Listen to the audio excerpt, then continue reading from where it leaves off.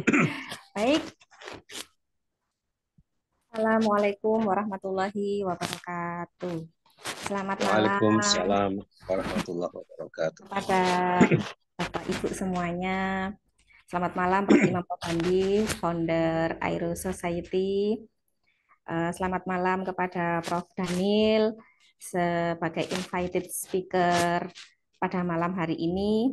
Alhamdulillah hari ini kita bisa bertemu di acara KSJM seri ke 226 dengan tema Negeri-negeri Maritim Penguasa Lautan, Tinjauan Teknologi dan Politik Global. Saya ucapkan selamat datang juga kepada Bunda Silvi, Zoomkeeper kita, kemudian kepada para CP, Ibu Aas, ada Bu Ari dan juga Bu Nur Aini, Ketua Tim OC kita Bunda Marisa, kemudian nanti ada Bu Nurul Nuzlia dari Bogor yang akan memberikan sambutan peserta. Bu Nur Azizah dari Bangil yang akan memberikan konklusi pada malam hari ini. Selamat malam juga saya ucapkan kepada semua yang sudah bergabung pada malam hari ini. Ada Bu Arina, Bu Arti dari Semarang. Ini saya lupa ini Dr. Devi Warman selaku moderator kita pada malam hari ini. Selamat malam. Kemudian ada Bu Eli Jauhara, ada Bu Endang dari Pekalongan. Kemudian ada Pak Firwan Firdaus dari Semarang, Bunda Retno dari Cirebon, Bu Umi dari Balikpapan, dan juga Bu Waning dari Tegal.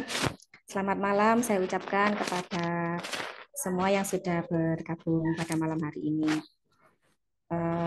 Langsung saja ini karena mengingat sudah pukul 19:20. Selanjutnya saya persilahkan kepada eh, petugas OC yang akan memberikan sambutan hari ini eh, akan disampaikan oleh Bunda Marisa. Kepada Bunda Marisa, monggo dipersilahkan.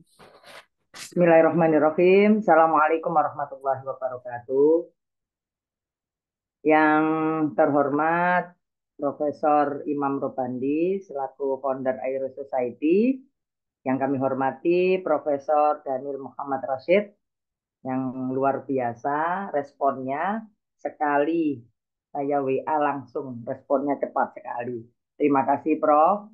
Yang kami hormati Dr. Devi Warman dari Riau juga luar biasa sekali eh, saya menghubungi langsung bisa respon dengan cepat juga dan oke. Dan juga yang kami hormati dan banggakan para panitia KSJM yang ke-226 pada malam hari ini. Terima kasih kami ucapkan kepada seluruh panitia. Yang pertama, luar biasa kerjanya Satset Watbot. Saya ini sangat terbantukan sekali dengan para panitia yang luar biasa, Bu Silvi, Bu April, dan teman-teman semua, terutama juga Ibu Retno yang sangat membantu sekali, terus mengingatkan saya terutama untuk bisa melaksanakan KSDM pada malam hari ini dengan baik. Eh, Memang baru kali pertama atau pertama kali saya menjadi ketua di acara KSDM ini. Cukup menantang Prof karena di minggu-minggu ini padat sekali acara di sekolah dan juga di Aisyah. Tapi alhamdulillah, insya Allah dengan niat baik, eh, segala sesuatu yang kita niatkan dengan baik akan terlaksana dengan baik pula dan bisa bekerja sama dengan teman-teman yang luar biasa. Sekali lagi saya ucapkan terima kasih kepada Profesor Imam Robandi, Profesor Daniel, dan juga Dr. Devi yang pada malam hari ini akan menjadi moderator, ya, orang-orang hebat, dan selamat eh, melaksanakan KSJM pada malam hari ini. Mumpung ada Profesor Daniel yang saya sudah kenal. Profesor Daniel itu hanya namanya saja, Prof. Mohon maaf, baru kali ini bisa melihat Profesor dengan jelas. Berapa tahun yang Alhamdulillah. lalu sudah terdengar Nggih. eh, nama Profesor yang luar biasa ini ya.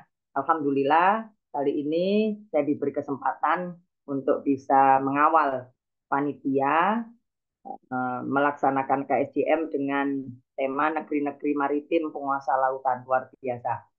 Insya Allah KSJM pada malam hari ini akan sangat eh, spektakuler ya.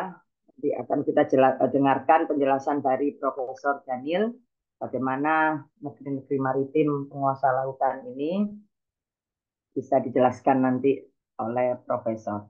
Sekali lagi terima kasih, tidak banyak kata yang saya sampaikan. Itu saja. Nasrul Wafatum Qori, Bapak Sirul Mukminin. Assalamualaikum warahmatullahi wabarakatuh. Waalaikumsalam warahmatullahi Waalaikumsalam warahmatullahi wabarakatuh. Terima kasih Bunda Marisa yang sudah memberikan sambutan OC pada malam hari ini. Selanjutnya saya mempersilahkan kepada Bunda Nurul Nuzlia dari Bogor untuk sambutan peserta. Apakah sampun rawuh nggih? Bunda Nurul? Belum kelihatan Bu Miftahul. Bu Oh, Nus. belum. Nggih. Baik, saya ucapkan selamat datang juga kepada Bu April, tadi belum sempat tersebut. Mohon maaf, Bu April yang ini selalu eh, membantu dengan effort yang sangat membuatkan flyer, background, semuanya. Terima kasih kepada Bu April. Kemudian tim UC yang lain ada Bu Sakina, ada Bu Sri Purwaning, ada Bu Fahira, ada Bu Nur El Indah, ada Bu Lina, dan juga Bunda Retno Kuncorowati. Bagaimana ini untuk sambutan peserta Bu Nurul sampun rawuh? Belum ada masuk. Izin Prof diganti siapa nggak Prof? Bu Nurul Prof. Bu Nurul Nuzlia Bogor belum ada masuk Prof. Diganti yang paling jauh siapa sekarang? Yang paling jauh. Paling jauh dari Yang paling Surabaya. jauh. Ada Ibu Aidah dari Makassar. Ibu Nah, Aidah. itu. Wah, sudah pernah join belum? Nanti bingung. Itu dekat Makassar 1 jam perjalanan, Prof. Kalau belum pernah join, belum bingung nanti. Maaf, Ya, barusan sudah. join, Pak. Ya jauh itu Bu Yuni Fatmawati dari Jember, Prof. Itu Ya karena udah kereta itu 3 dari jam. Bu Yuni dah Bu Yuni nggih, mewakili Prof. peserta. Nggih, baik, terima kasih. Monggo Bu Yuni dari Jember, saya persilahkan untuk memberikan sambutan peserta. Insya Allah. Assalamualaikum warahmatullahi wabarakatuh. Waalaikumsalam warahmatullahi Waalaikumsalam wabarakatuh. warahmatullahi wabarakatuh. Terima kasih untuk kesempatannya. Ini terkaget-kaget ini. Baru join langsung diberi kesempatan untuk di sambutan peserta. Alhamdulillahirabbil alamin. Terima kasih untuk Prof. Imam sampai detik ini untuk kesempatannya bisa berbagi ilmu, dapat berbagi ilmu di KSJM. Kesempatan yang sangat luar biasa dengan bergabung di Aero Society. Banyak hal yang sudah saya dapatkan. Kemampuan untuk menulis, kemudian semangat-semangat yang luar biasa dari Bapak Ibu di seluruh Nusantara. Walaupun masih belum dapat bisa menyamai dari Bapak Ibu semuanya, kegagalan demi kegagalan di kesempatan untuk apa namanya Country Road sempat gagal, tapi saya tidak menjadikan kegagalan itu kegagalan untuk selanjutnya. Terima kasih Bu Silvi untuk penyemangatnya. Bu Miftahul Janah, luar biasa. Ini kadernya dari Bu Silvi, ini luar biasa ini. Bu Mariza, salam kenal dari Jember. Bu April, walaupun sakit tapi tetap semangatnya luar biasa. Ini semangat-semangat yang luar biasa ini. Ini yang momen momen yang sangat rugi untuk misalkan meninggalkan KSJM. Walaupun ada acara, walaupun ada acara mungkin di event lain, tapi eman gitu rasanya untuk meninggalkan. Apalagi ketika Prof. Imam dapat hadir di acara KSJM, ini yang sangat ditunggu, pemantik dari Prof. Imam.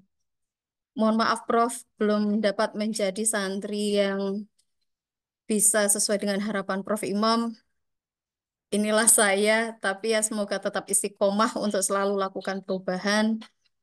Walaupun sudah pindah tempat pijakan, semangat untuk bisa menjadi yang terbaik, itu akan selalu saya pegang, Prof.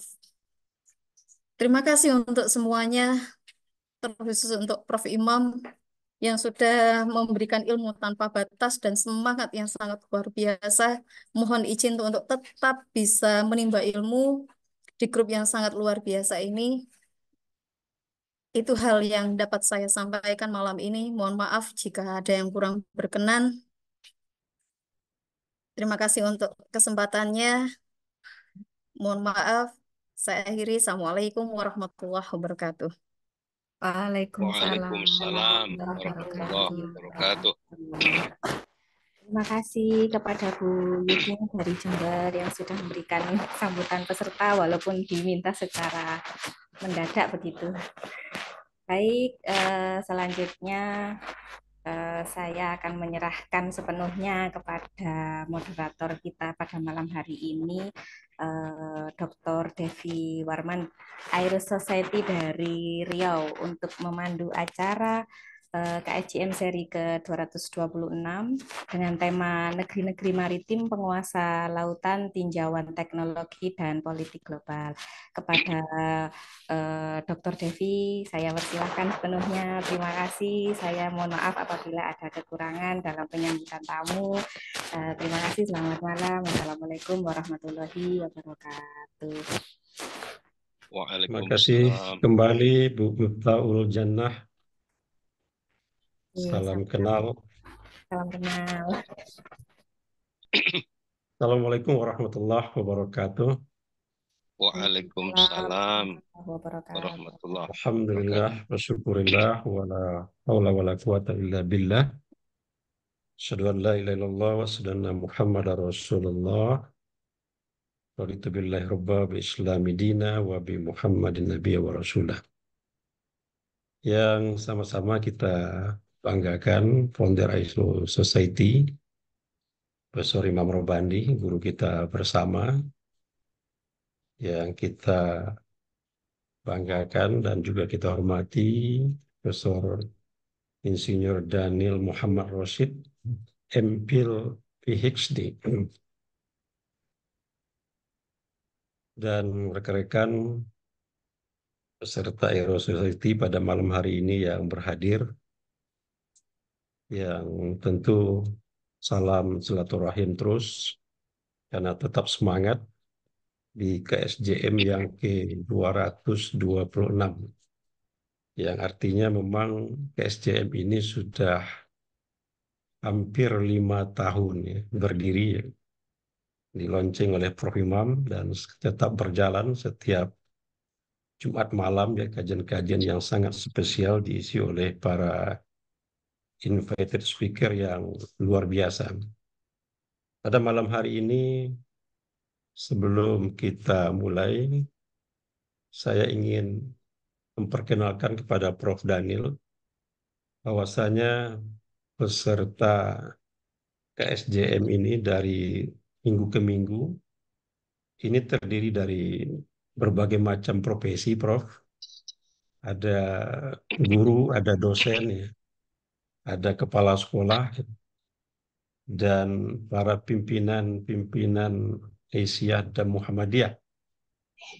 Dan yang tidak kalah pentingnya saya ingin sampaikan semua anggota Aero Society ini adalah para penulis, ya, para penggiat literasi, dan sudah menghasilkan banyak karya yang luar biasa, baik buku maupun juga mungkin jurnal, yang alhamdulillah setiap bulannya itu selalu ada upgrade informasi, ya, tulisan-tulisan yang luar biasa dari para anggota Aero Society kita ini. Pada malam hari ini tentu kami mengucapkan terima kasih banyak kepada semua panitia OC, EC, SC, ya, yang sudah luar biasa bertugas malam hari ini, dimulai dari amung tamu, ya. Ada sambutan dari Ketua Panitia, Ibu Marisa Izzah. Salam kenal Bu Marisa, yang sudah menghubungi kami, ya, sebagai narahubung. Dan juga tadi ada sambutan dari peserta yang luar biasa juga, Ibu Yuni tadi. Dan terima kasih Bu April yang luar biasa setiap saat, ya, memberikan sebuah flyer yang cukup bagus, ya, dalam kegiatan KSJM kita, ya. Dan terima kasih Bu Silvi juga yang setia selaku Zoom keeper kita sepanjang masa, sudah 5 tahun lamanya, ya. Dan sahabat-sahabat semua mungkin tidak tersebutkan satu persatu pada malam hari ini. Dan jelas tentu orang-orang hebat yang dibina oleh Prof. Imam, ya. Saya pribadi juga sangat berterima kasih, ya, dengan Prof. Imam yang sudah dipertemukan Allah itu dari tahun 2011, ya.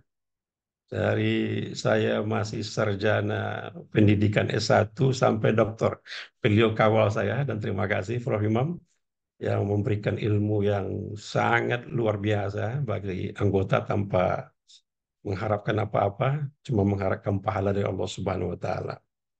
Bapak Ibu semua anggota KSJM, pada malam hari ini kita diberikan tema negeri-negeri maritim penguasa lautan, ya, yang akan disampaikan, diulas oleh narasumber kita, Profesor Insinyur Daniel Muhammad Rashid, MPhil, PhD, MRINA. Beliau, saya, Prof, sore tadi coba searching di Google, ya. Ternyata Prof Daniel ini punya karya yang cukup banyak sekali, ya, dan punya lika-liku jabatan yang luar biasa. Dan saya tentu sangat bahagia malam hari ini, ya, bisa juga mendapatkan ilmu dari Prof Daniel, ya, yang memang beliau adalah seorang ahli, ya, dalam profesi di bidang kelautan, ya, kapalan, ya.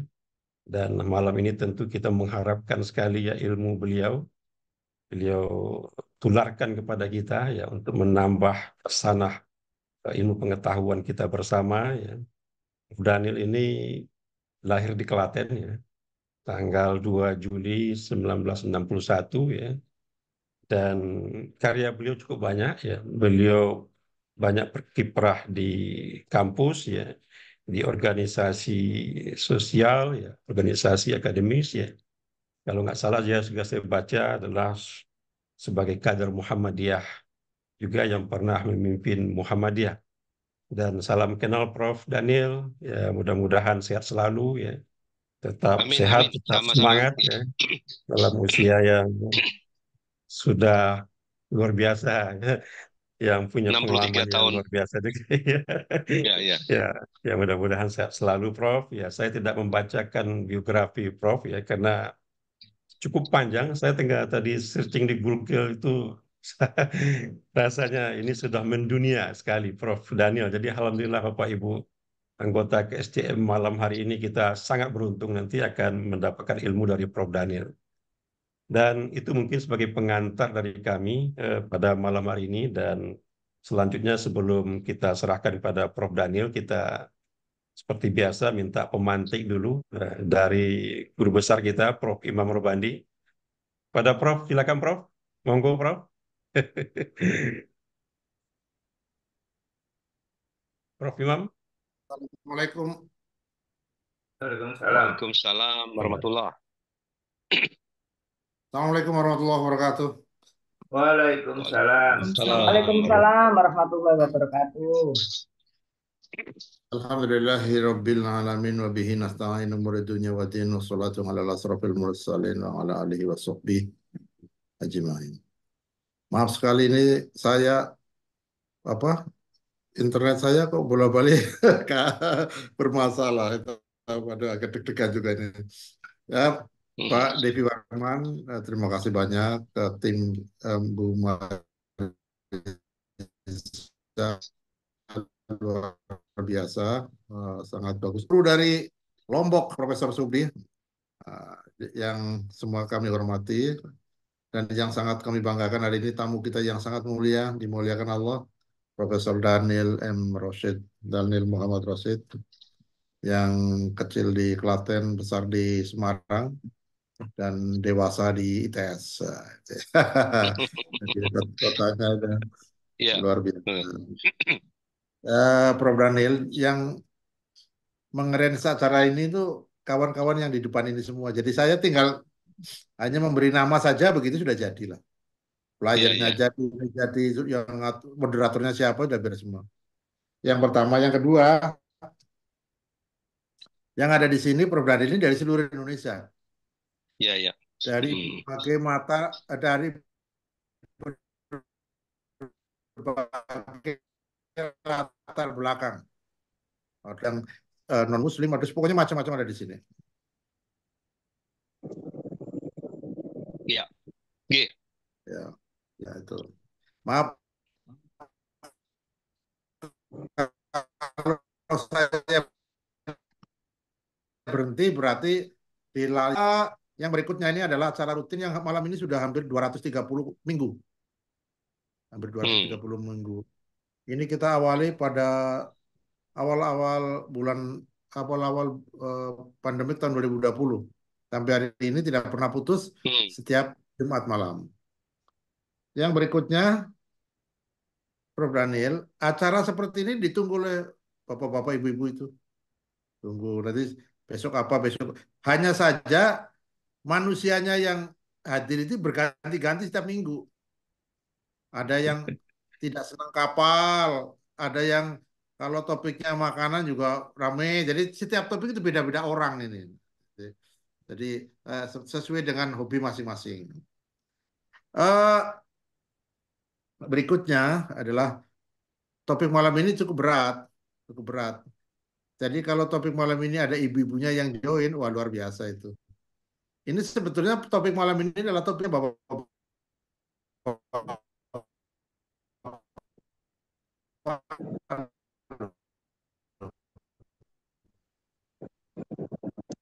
Serius itu. Laut itu samudra. Kalau laut segoro, kalau bahasa Jawa gitu. Kalau segoro kalau lautnya luas samudra. Nah ini apalagi tinjauannya teknologi dan politik global. Ini bapak-bapak banget lah topiknya sebetulnya. Tapi ada yang mau mendengarkan ibu-ibu sudah luar biasa ini. Ini tidak terbayang lah, tidak terbayang oleh saya. Karena biasanya kalau wanita kan topiknya yang mikro-mikro, yang mikro itu, yang klinik-klinik dikit-dikit gitu, senang. Tapi kalau skala global yang perencanaan, desain itu biasanya kurang. Nah, berikutnya mungkin nanti Prof. Daniel akan berbicara banyak. Indonesia kan negara maritim, banyak laut lah, banyak laut. Ada laut ini, laut. Sebetulnya itu kita memiliki laut itu apa tidak sih sebetulnya? Saya kadang-kadang juga berpikir banyak itu. Ya. Itu antara Pulau Kalimantan dengan Pulau Jawa itu kan lebar. Itu sebetulnya yang ambil ikannya itu siapa dan lain-lain. Terus mengapa kita tidak sejaya mereka? Saya pernah Prof. Daniel tahun 2011 itu saya ke Mindanao, ke Moro, ke Bangsa Moro sana itu. Waktu itu saya timnya tim perdamaian PBB. Jadi ada ada berapa orang, 11 orang, ada Indonesia, saya sama Pak Dokter Sudibyo Markus waktu itu, sama lagi ada 2 saya lupa, pokoknya 4 itu. Terus ada lagi dari mana ya, pokoknya ramai itu situ. Nah, saya itu sampai ke daerah-daerah Maguindanao. Jadi turun di Manila, dari Manila ke Kota Bato naik mobil ke Pikit, ke Davao.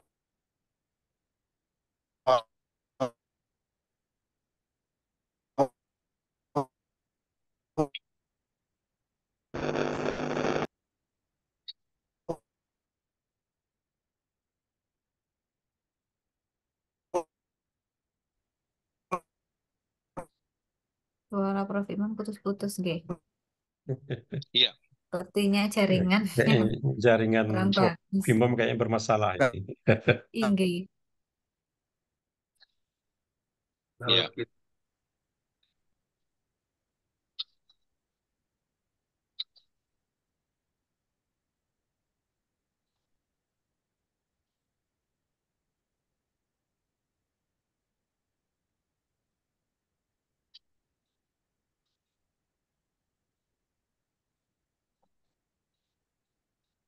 Lempar mungkin, G, Prof. Imam. Iya, Bu, Ya. terlempar. Pak Devi mungkin lanjut dulu. Oke, Ya. lanjut Pak Dokter. Ya, makasih Bu Silvi. Nampaknya Pak, jaringan sudah, Prof. Imam ada masalah ya. sudah hadir lagi Kita sepertinya, harus Prof. Imam. sudah ada lagi ya. Izin, Prof. Nah, Halo Prof. hilang tapi. Halo, Ya, cek. Prof. Ya, silakan Prof. Ya. Udah langsung ke Prof Daniel. Ini saya bermasalah ini. Ya, terima kasih Iya, iya, Prof. iya. Imam ya, yang luar biasa.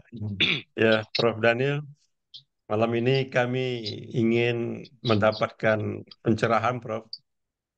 Ya, tentang topik kita malam hari ini, negeri-negeri maritim, penguasa lautannya, tinggal dalam Ya. tinjauan teknologi dan politik global. Dan saya ucapkan selamat datang, tadi ada Prof. Suhubdi ya, sudah bergabung juga malam hari ini. Selamat malam Prof. Suhudi. Ya, Selamat malam. Assalamualaikum ya. warahmatullahi wabarakatuh. Salam warahmatullahi wabarakatuh. Waalaikumsalam warahmatullahi wabarakatuh. Prof. Daniel, malam ini waktu yang disediakan panitia ada 20 menit, Prof, ya, untuk Ya. menyampaikan paparan materi. Setelah itu mungkin ada tanya jawab dari teman-teman audien pada malam hari ini. Itu kami persilakan pada Prof. Daniel untuk Ya. waktu selama 20 menit ke depan. Silakan, Prof. Baik. Terima kasih Pak Devi Warman. Assalamualaikum warahmatullahi wabarakatuh. Waalaikumsalam. Alhamdulillah. Alhamdulillahirabbil alamin. Alhamdulillahilladzi ba'atsa fil ummiyina rasulan minhum yatlu 'alaihim ayati wa yuzakkihim wa yu'allimuhumul kitaba wa hikmah. Asyhadu an la ilaha illallah wahdahu la syarikalah wa asyhadu anna Muhammadan abduhu wa rasuluh. Allahumma sholli wa sallim wa barik ala Muhammadin wa ala alihi wasallam. Prof. Imam Robandi yang saya hormati dan muliakan, dan teman-teman KSJM, terutama panitia dan rekan-rekan guru besar, para profesional yang tergabung dalam Aero Society ini yang luar biasa dalam satu KSJM Forum ya, KSJM Forum ya. Terima kasih, saya mendapatkan kehormatan yang luar biasa dari Prof. Imam Robandi untuk berbagi pandangan dan pengalaman mengenai kemaritiman pada umumnya. Pertama, saya ingin mencoba menjelaskan pengertian kelautan, kepulauan, dan kemaritiman terlebih dahulu. Kelautan ini merupakan satu domain yang lebih luas daripada kemaritiman.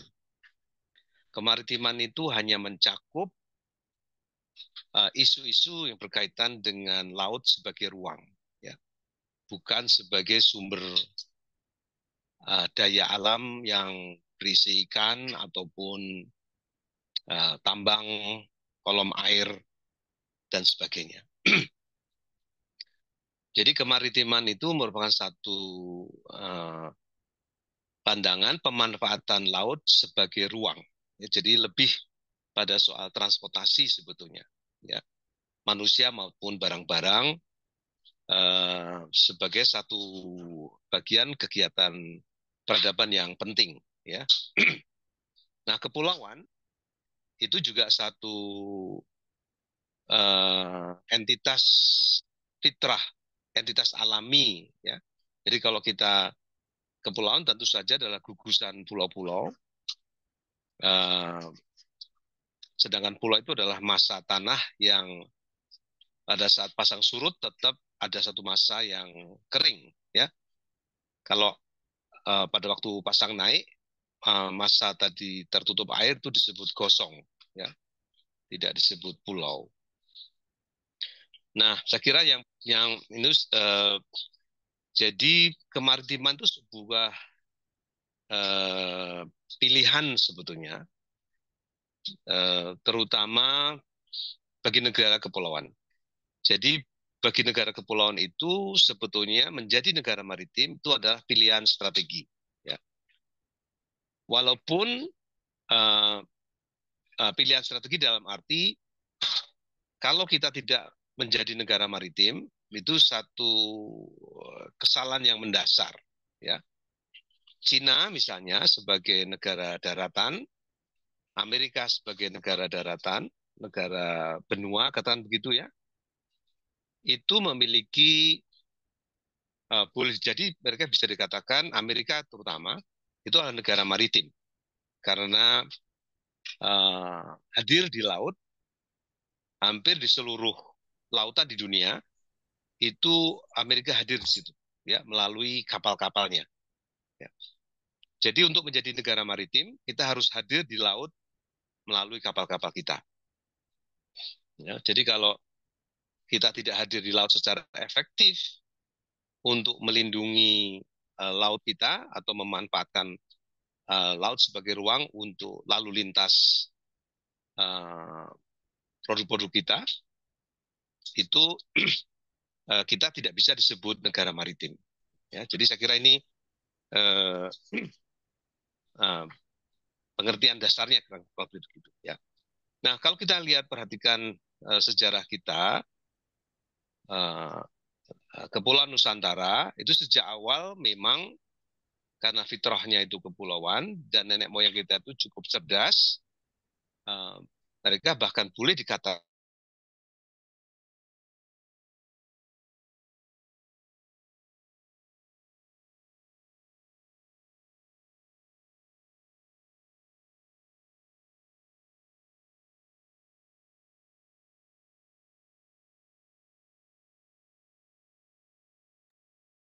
Terputus juga guys sepertinya.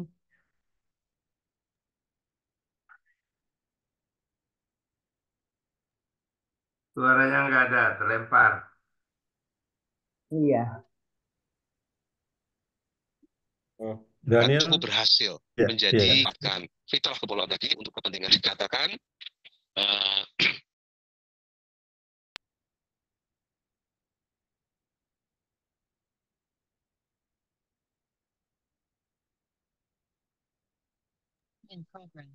mohon maaf terputus, saya lanjutkan. Ya, jadi kalau kita paling tidak sejak Sriwijaya yang cukup banyak catatannya, Sriwijaya merupakan satu kerajaan yang boleh dikatakan merupakan kerajaan maritim yang tertua, ya, yang bisa kita kenal dari catatan-catatan tertentu. Kemudian diikuti oleh Majapahit, kemudian lalu Demak Islam, kemudian juga kerajaan-kerajaan di Aceh, di Sumatera, Sulawesi, sampai Maluku, dan juga Nusa Tenggara lah, katakan begitu ya. Jadi nenek moyang kita berhasil hadir di laut secara efektif sehingga mereka menjadi kawasan-kawasan yang boleh dikatakan makmur, ya, makmur dengan jati diri yang cukup dikenal ya di dalam percaturan peradaban global, ya, sehingga kabar tentang mereka itu datang baik melalui pelayaran-pelayaran langsung oleh pelaut-pelaut Nusantara misalkan ke Cina, ke Timur Tengah, ke India dan sebagainya. Kemudian menukarkan, kita sebut ada jalur rempah di situ, di mana nenek moyang kita membawa rempah-rempah seperti lada, cengkeh,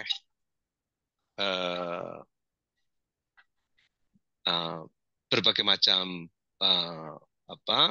produk-produk rempah lainnya, termasuk karya-karya logam, ya, karya logam yang sudah merupakan bagian dari kehidupan maritim pada waktu itu, ya. Nah, saya kira ini yang pertama. Kalau kita mundur ke belakang cukup jauh, sebelum penjajahan, era kolonialisme, di mana Portugis menjadi superpower bersama-sama Spanyol. Waktu itu dua imperium ini telah diberi tugas oleh Paus untuk menguasai dunia ini sebagai satu imperium maritim, dua-duanya imperium maritim. Ya, kita kenal misalnya tokoh pelaut Portugis seperti Vasco da Gama misalkan, ya. Kemudian tokoh-tokoh seperti Ferdinand Magellan itu dari Spanyol. Oleh Paus, kedua imperium ini diberi semacam tugas, ya. Spanyol untuk menguasai daerah barat, setelah barat Eropa, kemudian Portugis sebelah timurnya, ya. Jadi dua imperium ini yang kemudian menemukan banyak negara-negara jajahan di Afrika maupun di Amerika Selatan, ya.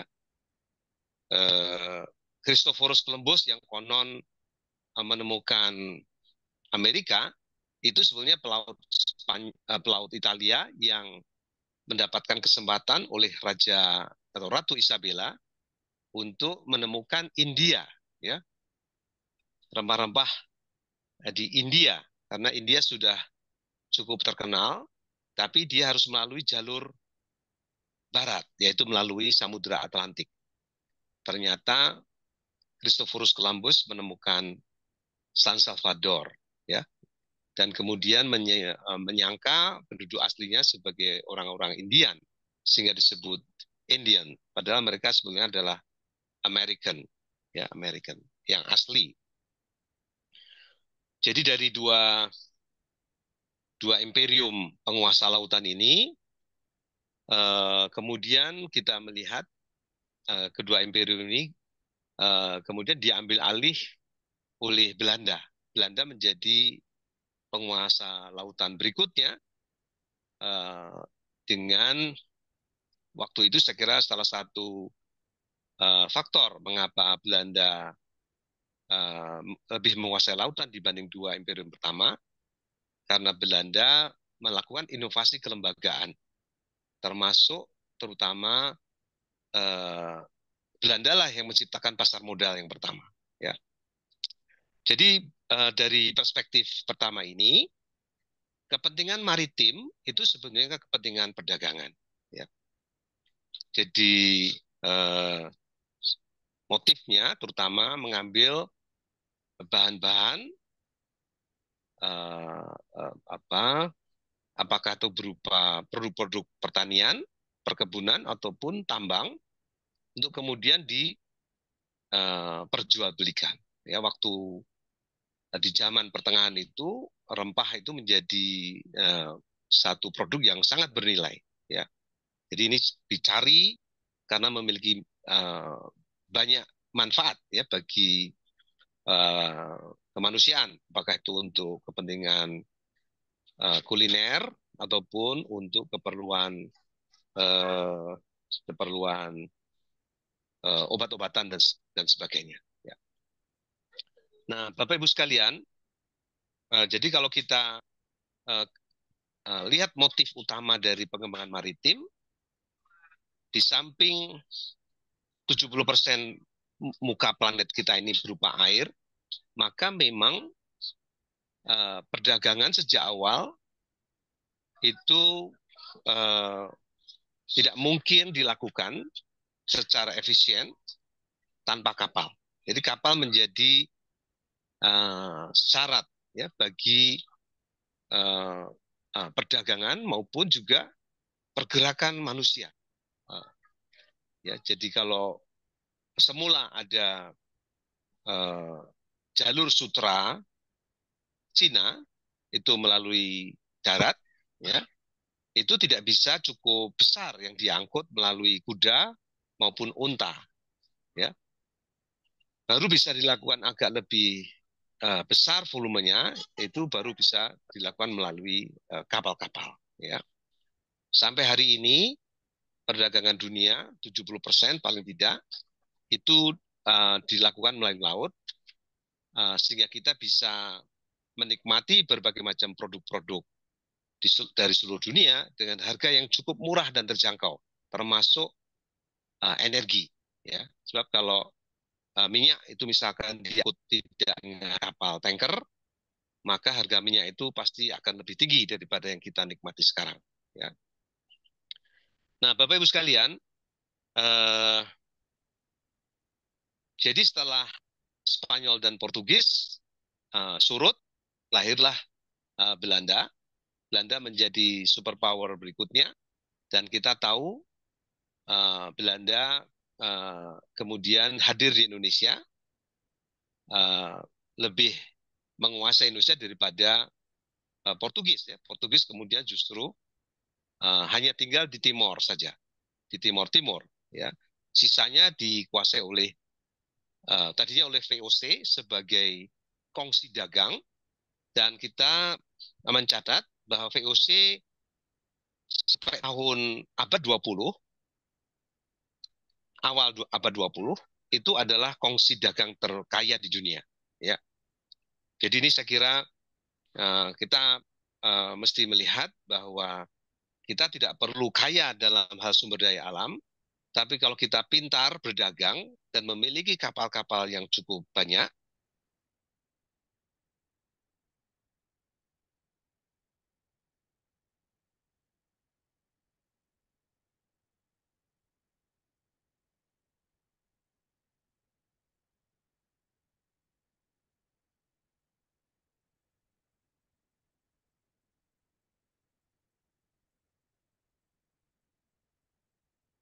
terlempar. Saya mau berkomentar, tidak ada suara. Jangan-jangan punya saya yang nggak ada suara.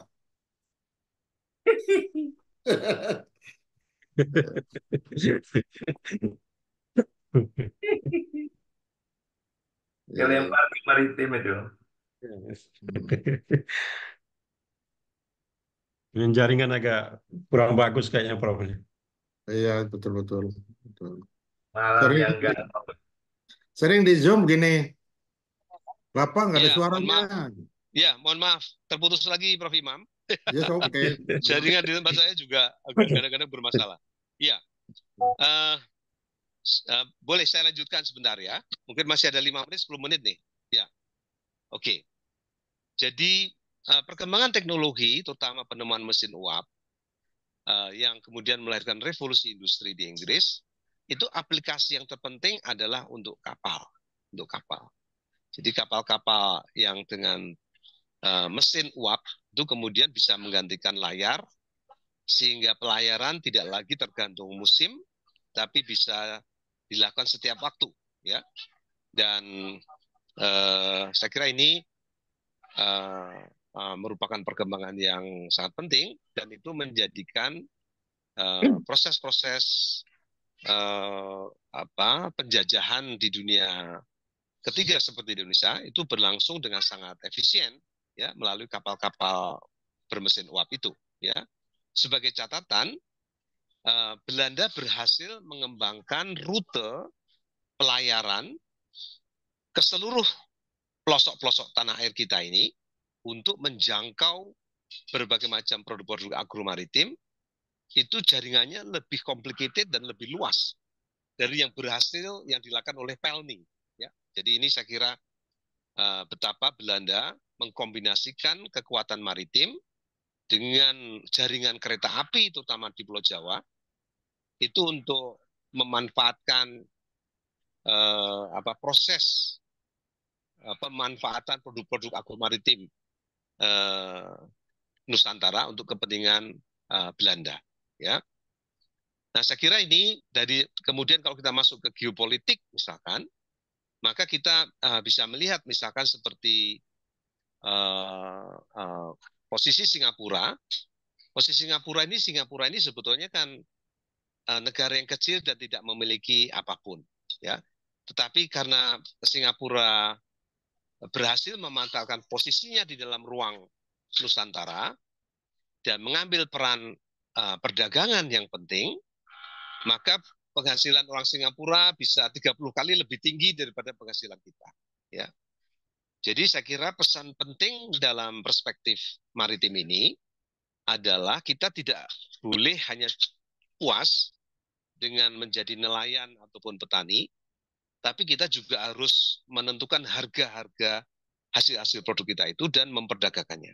Ya, jangan sampai produk-produk kita itu ditentukan harganya di pasar Singapura, Hong Kong, Tokyo, London ataupun New York. Ya, kalau itu yang terjadi, kita belum berhasil menjadi negara maritim. Ya, jadi saya kira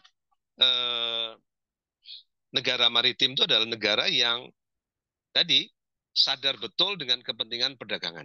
Ya, sebagai catatan penutup dalam diskusi awal ini,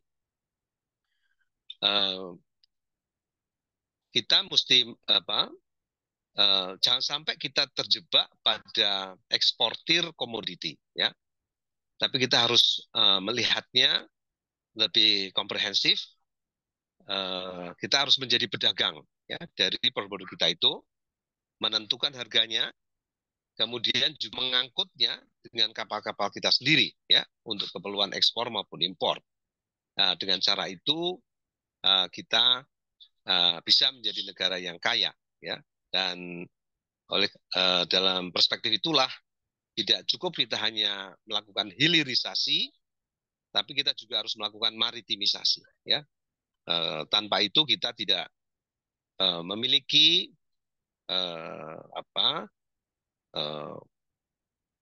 kelebihan kapasitas kekayaan dan juga kesetimbangan eksternal kita akan rapuh kalau kita sangat tergantung ekspor dan impor kita dari kapal-kapal asing. Ya. Jadi penting saya kira untuk mengembangkan kapasitas teknologi melalui kajian-kajian maupun departemen-departemen teknologi yang terkait dengan kelautan untuk membangun satu kapasitas proses nilai tambah, membangun kapal-kapal, mengoperasikan kapal-kapal dan pelabuhan-pelabuhan, ya, supaya kita menjadi negara maritim. Ya, sayang sekali kita lebih tertarik membuka fakultas kedokteran, ya, daripada fakultas teknologi kelautan. Ya, ini yang padahal ini yang kita butuhkan sebetulnya lebih banyak kajian-kajian yang berkaitan dengan kemaritiman. Ya, saya kira demikian Prof. Imam dan Pak Marwan dan Bapak Ibu sekalian, pengantar diskusi kita malam ini. Terima kasih. Assalamualaikum warahmatullahi wabarakatuh. Assalamualaikum warahmatullahi wabarakatuh.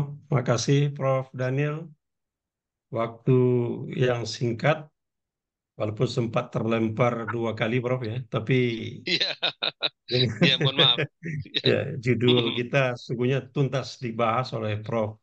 Daniel tadi ya, berbicara tentang historis tadi, juga tentang negeri-negeri maritim, Indonesia sebagai negara maritim ya, juga tinjauan teknologi tentang teknologi perkapalan yang merupakan revolusi industri Inggris ya, yang dan juga tadi tentang kajian-kajian geopolitik ya, tentang perdagangan-perdagangan.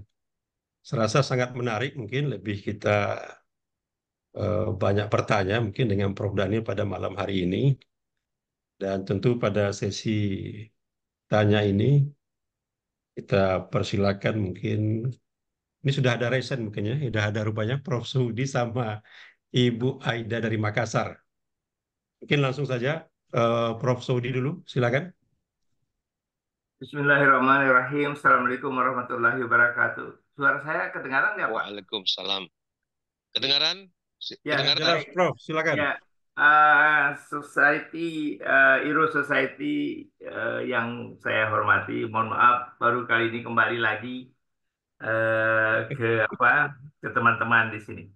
Baik, menarik sekali Mas Daniel itu. Sebentar, Prof. Sudis. Ya. Kemarin kan baru jadi khotib, gimana itu dulu? Diceritakan dulu.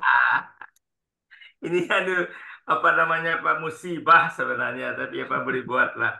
Kan tiba-tiba datang imam masjid datang ke saya, minta saya bilang, mana ini Pak, nggak salah baca, orang peternakan mesti jadi khatib gitu ya. Apa boleh buat? Nah, ini cari-cari.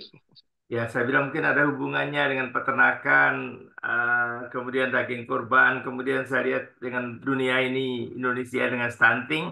Ya, coba-coba dicari-cari dirajut sana kemari, ya jadilah khutbah yang jadi stunting, kemudian idul kurban, revolusi dan pembangunan gizi bangsa. Ya, itulah jadinya khutbah saya kemarin itu.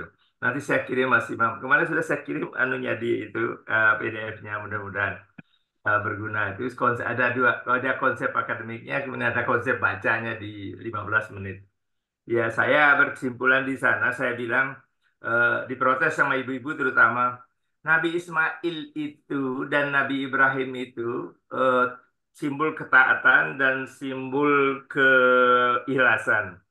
Saya bayangkan andai kan keduanya tidak ikhlas, maka Allah akan menggorok dia dua-duanya atau satu di antara mereka. Nah, implikasinya kalau itu yang terjadi, kira-kira siapkah di antara kita memilih di antara salah satu anggota keluarga kita untuk digorok gitu? Oke, Prof. Sudi. Itu Nah, nanti babak berikutnya sekarang pindah ke laut. kita pindah ke laut. Baik. Ini kalau Mas Daniel ya, kita ini sudah Presiden Jokowi ini sudah dua periode. Saya ingat waktu begitu menang pertama langsung lari itu jam 5 itu naik ke ujung di Tanjung Priok gitu. Lalu dengan gagah berani mengatakan poros maritim Indonesia, poros maritim kita akan berjaya di laut gitu. Tapi sampai hari ini saya bilang apa yang telah dikerjakan oleh negara ini dua periode presiden ini yang mengatakan poros maritim. Itu yang pertama, mungkin ada penjelasan nanti. Yang kedua tadi pembukaan Bapak itu Sriwijaya dan Majapahit itu dua-dua terletak di pinggir sungai lalu menjadi kerajaan Majapahit menjadi kerajaan maritim yang pertama disebut-sebut. Nah, tadi juga di terakhir Bapak bilang mengapa di Universitas Sriwijaya itu saya salah baca ya, tidak ada Fakultas Kelautan dan Kemaritiman gitu. Di situ padahal di situ dia letaknya anunya. Apalagi mungkin juga ada pusat studi kira-kira. Nah, kalau ini tidak ada, maka mereka tidak mengerti tentang sejarahnya gitu kan. Nah, oleh karena itu butuh penjelasan nanti dari Mas Daniel. Kemudian yang ketiga, kalau kita melihat ini fungsi laut kita dengan catatan tadi dibilang oleh beliau, baru kita menjadi maritim kalau kapal kita bertebaran di laut-laut kita. Nah, kita dari sejak merdeka atau sejak dari Berjaya, kok perahu saja yang kita miliki ini tidak ada di padahal ITS juga punya fakultas perkapalan gitu. Nah, mestinya kapal ITS itu menggema dari ujung Aceh sampai ujung Irian atau seluruh dari Sriwijaya sampai Madagaskar gitu. Nah, supaya bisa betul kita sebagai negara maritim. Nah, jangan-jangan cerita kita itu hanya ya cerita-cerita ya kayak cerita wayang jadinya. Nah, mungkin ini perlu penjelasan ke kita-kita yang belum paham nih, Pak. Mudah-mudahan dengan saya berharap kepada Bapak di depan saya ini ada banyak yang saya coba koleksi. Ada Nusantara, ada Menebar Cahaya di Sekeping Surga, ada Indo-Pasifik, ada Menata Ruang Kelautan dan lain. Tapi siapa sebenarnya yang bisa memberikan konsep kita buku tentang kemaritiman Indonesia gitu? Supaya kita bisa mengerti paham, bukan hanya apa cerita-cerita dalam apa berita atau media sosial. Mudah-mudahan saya berharap, saya yakin Mas Dania sudah punya buku tentang kemaritiman, saya boleh peroleh begitu. Makasih, mungkin itu sementara saudara pemantik diskusi. Assalamualaikum warahmatullahi Baik. wabarakatuh. Assalamualaikum warahmatullahi wabarakatuh. Waalaikumsalam warahmatullahi Terima kasih Prof. Sudi. Mungkin langsung dijawab saja Prof. Daniel. Ya, saya kira tadi pertanyaan yang sangat menarik mengenai kenapa kok kita tidak berhasil ya sampai hari ini menjadi negara maritim. Ya, catatan saya pertama sejak Belanda kita paksa pulang ke kampung halamannya, itu infrastruktur maritim yang ada di Hindia Belanda itu ditarik ke India, ya. Jadi India ini, Belanda ini kan bagian dari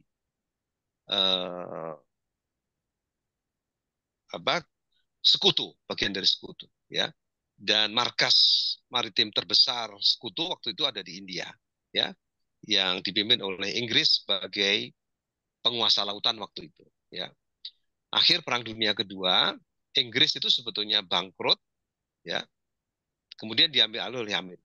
Ya, tetapi kekuatan maritim yang masih eksis itu adalah Inggris. Ya, jadi bersamaan dengan proklamasi kemerdekaan itu, infrastruktur maritim yang kita miliki itu praktis ditarik oleh Belanda, ya, ke India. Ya. Dan Belanda juga paham kelihatannya bahwa untuk menaklukkan Indonesia ini perdagangan antar pulau harus dikuasai mereka, ya.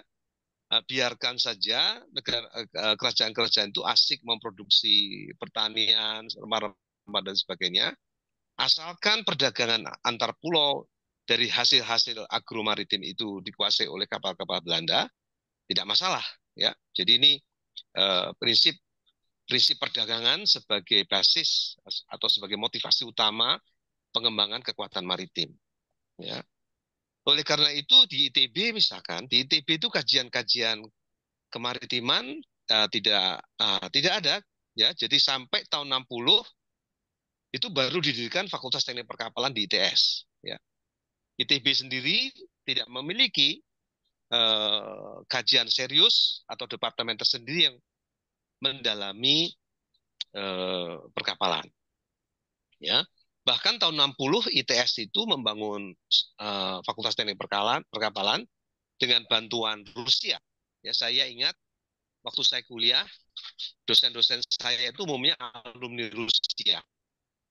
Ya, waktu itu kita mesti sadar bahwa perkembangan Republik kita sejak kemerdekaan itu dipengaruhi oleh kekuatan yang sedang bertarung di masa Perang Dingin, itu antara Uni Soviet waktu itu dan Barat, terutama katakan NATO dan Amerika. Ya, jadi saya kira ini yang menjelaskan mengapa kita tidak membangun kemampuan SDM yang mengurusi laut sejak awal. Dan saya tahu waktu saya diberangkatkan oleh Dirjen Dikti untuk mengambil studi PhD di Inggris, dan beberapa teman ITB ke Inggris dan ke Amerika, itu baru ada namanya New S1 in Ocean Engineering. Program New S1 in Ocean Engineering itu baru tahun 80-an, termasuk kajian-kajian Marine Sciences di IPB, Bogor, Undip, Samratulangi, Patimura, Hasanuddin, eh, Riau itu belakangan, ya belakangan. Ya. Jadi memang eh, dari segi infrastruktur pemikiran kita sangat tertinggal, terlambat sekali. Ya, apakah ini merupakan bagian dari skenario Barat supaya kita tidak eh, hadir di laut, atau memang kesalahan kita? Setahu saya, segera setelah kemerdekaan, kampus-kampus kita itu sibuk mengadopsi pikiran-pikiran Barat, termasuk di bidang social sciences, ya, apakah itu ekonomi, politik dan sebagainya, ya, yang sangat berorientasi pada benua, ya. Jadi cara berpikir ekonomi benua itu banyak kemudian diterapkan oleh para perencana pembangunan di Indonesia, yang kebetulan apakah itu alumni Amerika atau alumni Eropa, ya. Jadi kajian-kajian kepulauan, ekonomi kepulauan itu boleh dikatakan memang tidak tersedia. Jadi mestinya itu tugas kita, tugas kampus-kampus kita untuk mengembangkan body of knowledge yang berkaitan dengan kemaritiman dan kelautan itu, ya. Jadi kalau dibanding teknik sipil dan teknik elektro misalkan, atau teknik mesin, itu teknik perkapalan relatif tertinggal, ya. Kalau di ITB itu sejak awal abad 20, ITS itu baru kira-kira tahun 60. Jadi tertinggal 60 tahun kira-kira, ya. Saya kira ini yang menjelaskan kenapa sampai hari ini Fakultas Teknologi Kelautan itu di Indonesia mungkin bisa dihitung dengan jari, mungkin kurang dari 5, ya. Yang banyak itu Fakultas Perikanan, ya, Fakultas Perikanan cukup banyak, basisnya adalah biologi dan ilmu kelautan, ya. Jadi maaf ya kalau saya mengatakan Fakultas Teknologi Kelautan itu tidak banyak, yang banyak itu adalah Fakultas Perikanan dan Ilmu Kelautan, ya. Itu mungkin bisa lebih dari 10, ya. Jadi saya kira ini tentu tidak menjawab tantangan geografi kita yang 70% itu laut, ya. Dan saya kira untuk hadir di laut kita membutuhkan teknologi. Tidak mungkin kita hadir di laut tanpa teknologi, ya.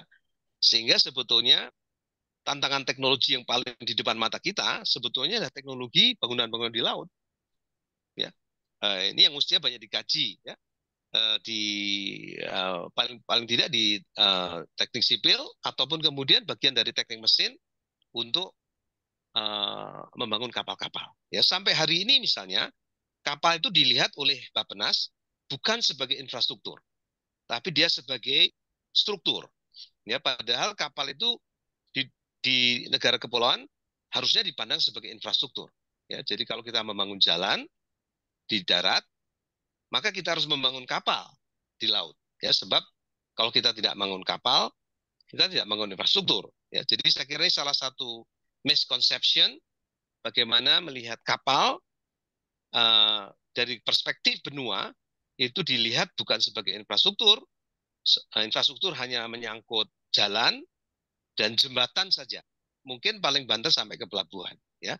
Tapi kapal tidak pernah dilihat sebagai infrastruktur, ya. Saya kira demikian ini jawaban saya sementara ke Prof. Suhubi, ya. Mungkin ini tidak terlalu memuaskan, tetapi sampai hari ini, ya, tadi jurusan-jurusan yang berkaitan dengan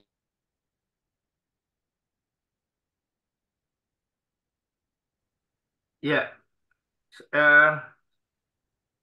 mungkin terlempar lagi ya. Lempar lagi kayaknya, Prof. Ya, ya, sekedar informasi saja. Ini mau saya garis bawahi. Nah, kami di Universitas Mataram sekarang itu kan ada Fakultas Kedokteran. Pola ilmiah pokoknya menjadi kedokteran kemaritiman, gitu loh. Di bawah Fakultas Kedokteran ada juga yang fakultas tadi yang kelautan dan karena lebih pada berpikir tentang nilai ekonomi laut gitu. Tapi laut sebagai ruang tadi yang dibicarakan itu tidak ada. Sehingga kita mencoba melihat kedokteran kepulauan itu menjadi bagian dari yang dikembangkan di Fakultas Kedokteran Universitas Mataram. Ini mungkin teman-teman kalau anak-anaknya nanti ingin mempelajari itu ya silakan ke Universitas Mataram. Makasih. Ya, Ya. Baik. Ya. Jadi untuk membangun kapal itu dibutuhkan industri komponen. Ya. Jadi kalau kita tidak memiliki kebijakan industri, maka sulit kita akan mampu membangun kapal secara mandiri. Ya, sampai hari ini kira-kira kalau kita membangun sebuah kapal itu 70% komponennya masih harus kita impor, ya, terutama mesinnya. Ya. Jadi saya kira ini yang kalau kita tidak memiliki kebijakan industri yang kuat seperti zamannya Pak Habibie, ya, sejak reformasi kita tahu kita justru mengalami deindustrialisasi. Ya.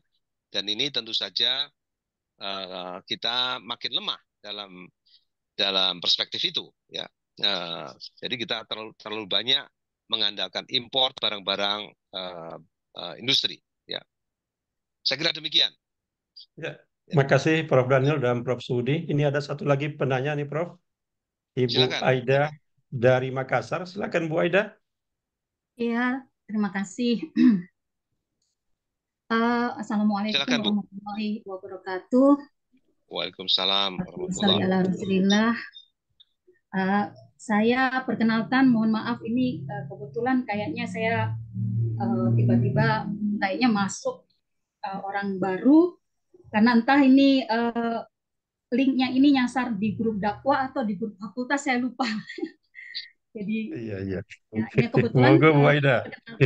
perkenalkan nama saya Aida Mu'ala Husain. Saya dosen di Fakultas Ilmu Kelautan dan Perikanan Universitas Hasanuddin. Nah, kebetulan mungkin karena sangat berkaitan dengan apa yang memang dalam minat saya, jadi saya ikut nimbrung ini.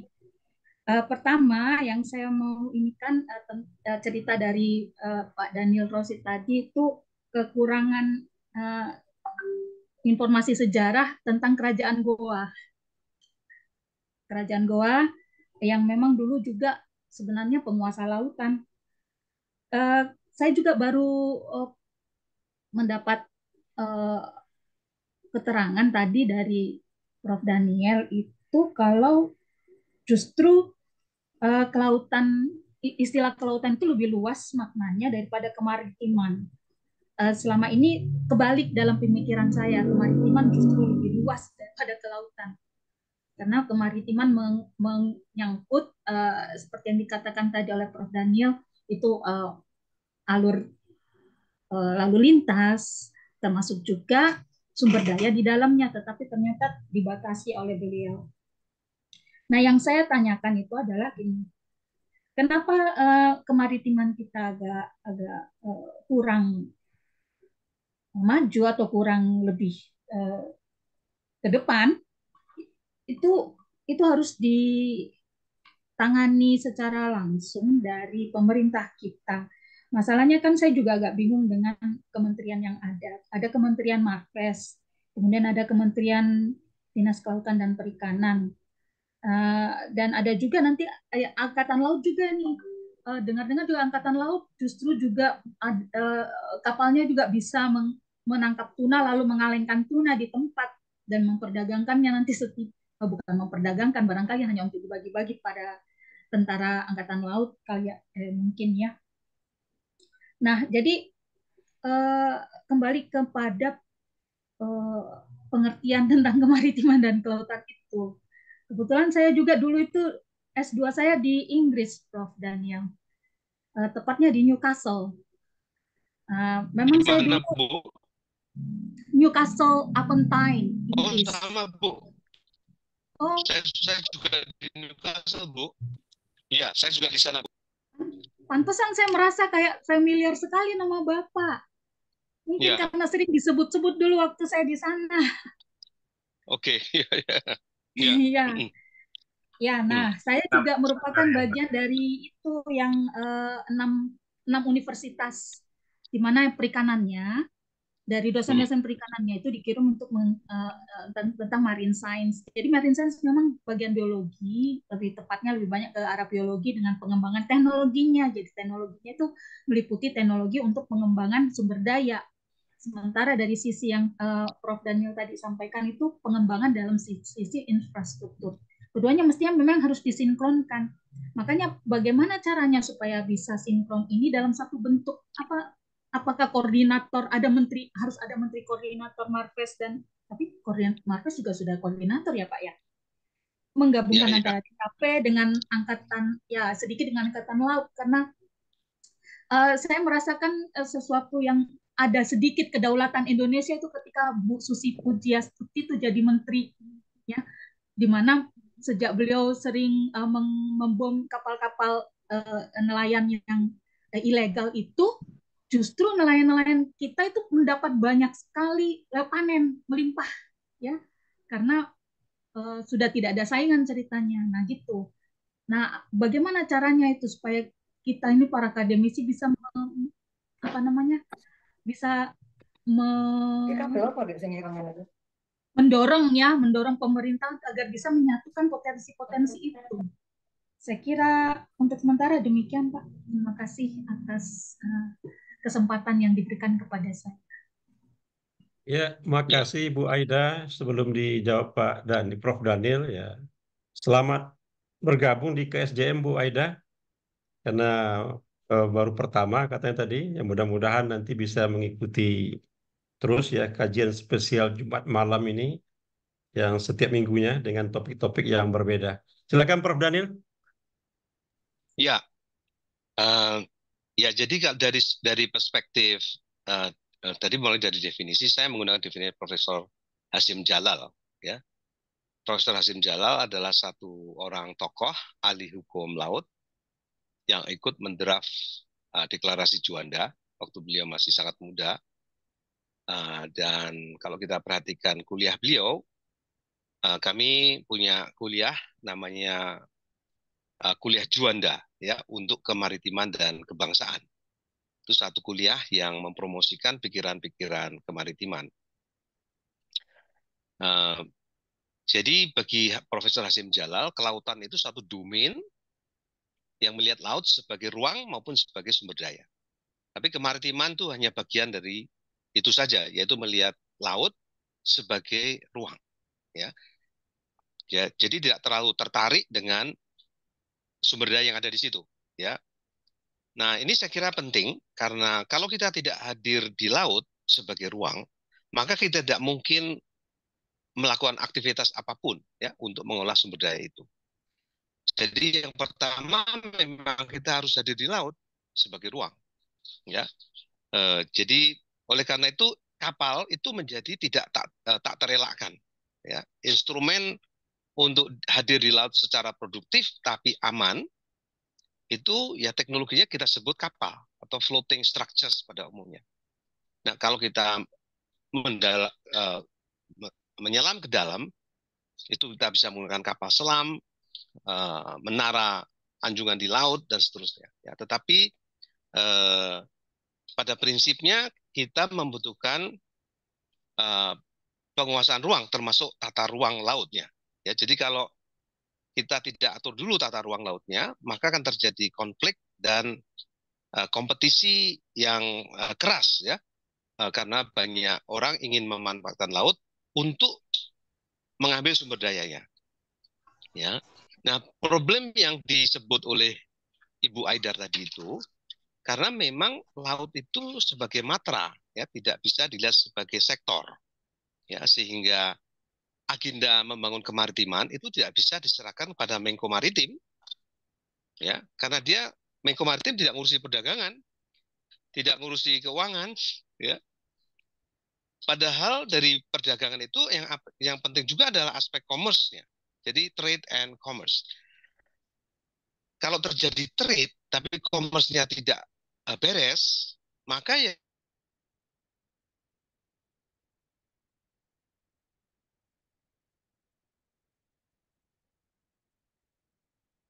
rugi karena ini ya kita berproduk agromaritim tapi dibayar dengan dolar, padahal dolar itu hanya dicetak dengan printer, ya. Jadi ini merugikan kita sebetulnya praktek-praktek commerce seperti ini, di mana kita sangat tergantung dolar ya untuk ekspor impor kita, ya. Jadi ini bagian dari apa? Nah, kalau kita hanya tertarik pada komoditi, tidak melihat pada sektor perdagangannya, maka kita akan terjebak pada kemiskinan terus, ya. Jadi oleh karena itu agenda kemaritiman itu mesti agenda presiden, bukan agenda Menko. Seperti sekarang ini, ya. Dia mencakup polhukam, politik, hukum, keamanan di laut, pembiayaan proyek-proyek di laut, perdagangan di laut, yang sekarang ini tidak diurusi oleh Menko Marinvest, ya. Itu kekeliruannya di situ, Bu, ya, karena kita melihat laut sebagai sumber daya, bukan sebagai ruang untuk perdagangan. Jadi kita keliru melihatnya di situ. Jadi ada mispersepsi yang fatal sebetulnya, ya. Kita hanya melihat laut itu sebagai komoditi. Kita masuk pada jebakan penyakit Belanda namanya. Ya, penyakit Belanda itu kita hanya melihat komoditi, tapi kita tidak melihat aspek-aspek perdagangannya, aspek-aspek jasanya. Jadi kalau kita hanya terjebak pada aspek ekonomi komoditi, maka kita tidak pernah kaya. Kita harus masuk ke service economy, ya, ekonomi jasa, dan salah satu yang penting dalam jasa itu adalah perdagangan, ya. Jadi kita akan tahu ada hadis yang mengatakan 9 dari 10 rezeki itu datangnya dari dagang, ya. Jadi kita justru kita ini banyak fakultas ekonomi, tapi banyak kurang yang mempelajari dagang, ya, yang dipelajari malah akuntansi dan kita harus masuk ke rezim barter ataupun emas supaya nanti kita bisa fair, ya. Jadi saya kira ini yang agenda yang tidak tersentuh sama sekali, ya, selama ini, sehingga nelayan kita tetap miskin, petani kita tetap miskin, yang kayanya pedagang maupun tengkulaknya, ya. Jadi saya kira ini yang menjelaskan kalau aspek-aspek perdagangannya belum beres, ya, tata kelolanya belum beres, apalagi melihat aspek-aspek pembiayaannya, ya, komersnya itu, ya. Saya kira demikian. Jadi harus ada perubahan arsitektur kabinet, ya. Jadi paling tidak misalkan agenda maritim itu jadi agenda wakil presiden, ya. Paling tidak kita lepas ini urusan apa Gibran atau bukan, ya. Tetapi kalau agenda maritim itu diserahkan pada Menko seperti sekarang ini, ya masih akan terjadi ekonomi biaya tinggi di laut, dan itu tidak seperti yang kita harapkan. Sekarang ini misalnya kita belum berhasil menghadirkan Sea and Coast Guard, ya. Jadi tindakan yang dilakukan oleh Bu Susi tadi sebetulnya membom kapal-kapal ilegal itu sebetulnya tidak bisa dibenarkan dari perspektif hukum internasional, ya. Sebab kapal-kapal itu bukan kombatan, ya, bukan kombatan. Jadi kalau kombatan boleh dibom, ya. Tapi kalau dia sipil harus diselesaikan secara sipil oleh Sea and Coast Guard, bukan oleh Angkatan Laut. Jadi Angkatan Laut tidak boleh ngerjain kapal ikan, tidak boleh. Ya, jadi saya kira ini dari segi hukum laut kita masih lemah, ya. Jauh lebih canggih zaman Sriwijaya dan Mojopahit, saya kira, ya. Dari segi kelembagaannya kita masih sangat tertinggal, ya, masih carut marut, ya.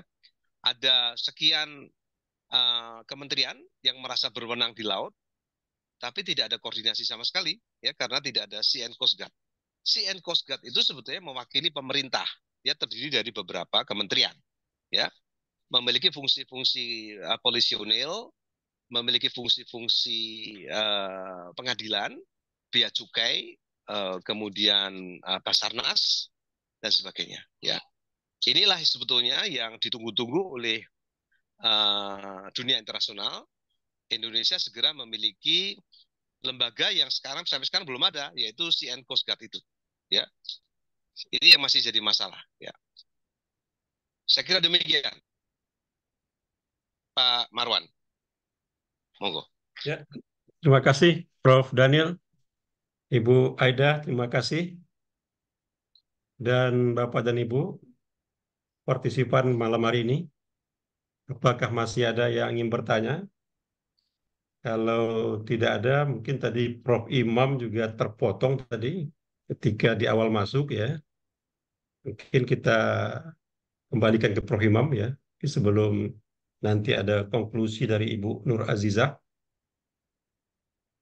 Silakan Ya, Bapak dan Ibu, kalau ada pertanyaan lagi kepada Prof. ini Daniel. ada mungkin lagi siapa? Saya sedikit menggelitik gitu, mestinya agak panjang ini ya.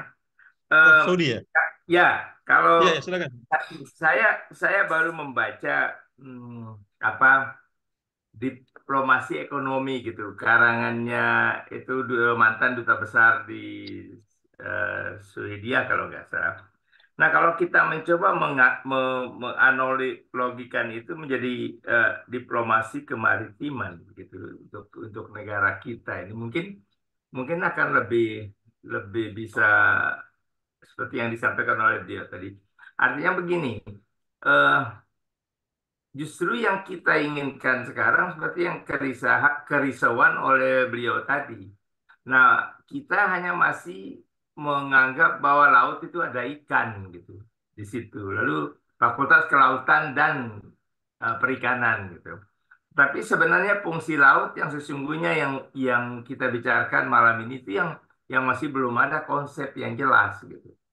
Nah, oleh karena itu saya pribadi berharap bahwa teman-teman yang punya kepakaran dalam bidang ini supaya segera berteriak gitu. Kalau berbisik-bisik tidak ada guna tuh, segera berteriak begitu. Supaya semua orang mengatakan Sriwijaya dan Majapahit menjadi pusat peradaan kemaritiman gitu. Tapi sebenarnya kita lihat ya itu hanya ada dalam kata-kata gitu. Nah, kita tidak punya konsep yang jelas. Nah, oleh karena itu saya berharap di forum ini melalui Pak Mas Imam, melalui Pak Daniel, supaya ini lebih jauh dibicarakan. Bahkan di tatanan universitas pun mungkin apakah mungkin jadi fakultas kemaritiman bukan selain fakultas perikanan dan kelautan. Supaya konsep kemaritiman ini betul-betul ada dan dapat dibumikan begitu dengan potensi kepulauan kita yang luar biasa ini. Ya dengan laut, walaupun laut sudah segitu aja, garam aja masih impor gitu. Artinya kita tuh belum bisa memahami betul karena konsep diplomasi kemaritiman yang tidak bisa kita pahami. Mungkin demikian sekedar tambahan saja, Prof. Mudah-mudahan Iya. ini tidak apa berakhir di ruang ini saja, tapi akan berlanjut di ruang-ruang akademik. Gitu. Terima kasih. Assalamualaikum warahmatullahi wabarakatuh. Waalaikumsalam Terima kasih warahmatullahi. Prof. Saudi. Mau ditambah Prof. Daniel? Cukup? Ya, saya ingin melaporkan bahwa kira-kira 6 bulan yang lalu, akhir tahun lalu, saya diundang oleh Bappenas. Ya, karena Bappenas merancang satu konsep 2045 itu Indonesia negara maritim. Ya, jadi sudah ada cukup keberanian itu waktu itu saya lihat. Ya, saya diundang oleh Bappenas dan beberapa teman lain, termasuk Fakultas Ekonomi, para ekonom dari UI. Saya kira waktu itu cukup, termasuk yang hadir adalah Profesor Durjatun Kuncoro Yakti, Profesor Sri Edi Swasono, dan sebagainya. Jadi kaitannya dengan ekonomi kemaritiman. Ya, saya kira memang dalam berbagai macam forum kita sudah, paling tidak saya pribadi telah mungkin tidak berteriak seperti yang dimaksud oleh Pak Subi tadi ya, oleh Prof. Subi, tapi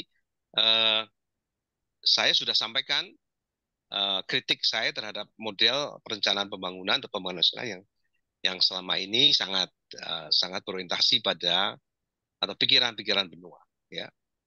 Termasuk tadi menganggap kapal tidak sebagai infrastruktur, itu sudah sampai di Bappenas. Ya. Saya pernah diundang oleh Dekan Fakultas Ekonomi UI waktu saya menulis mengenai kesalahan konseptual jembatan Selat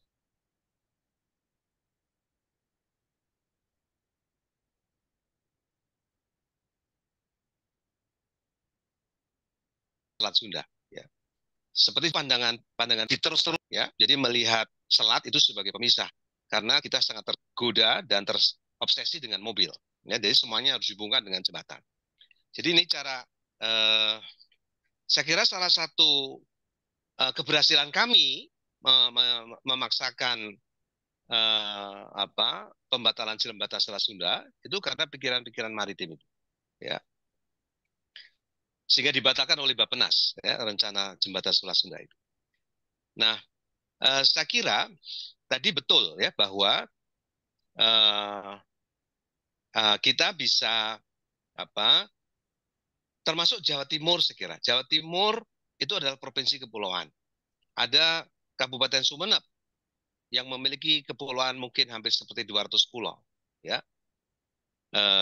Jadi ini merupakan satu tantangan tersendiri bagaimana kita menyadari dan kemudian juga membangun perspektif maritim, ya, untuk provinsi masing-masing, ya.